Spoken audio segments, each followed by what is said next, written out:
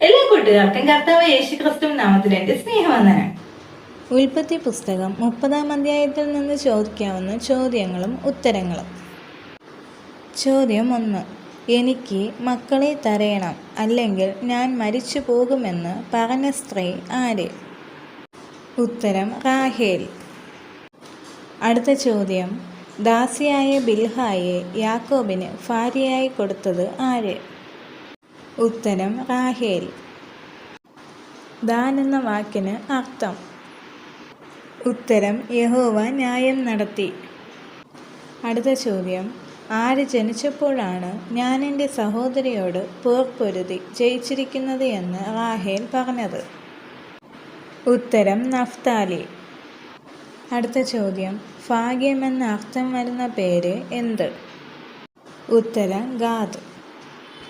അടുത്ത ചോദ്യം. ദൂദായിപ്പഴം രൂപേൻ കണ്ടത് ഏത് കാലത്താണ്?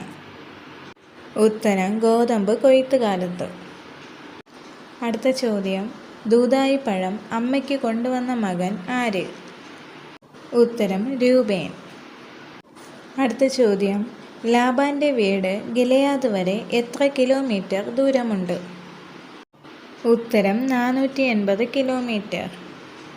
അടുത്ത ചോദ്യം.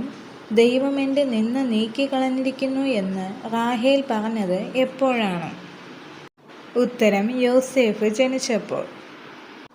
അടുത്ത ചോദ്യം.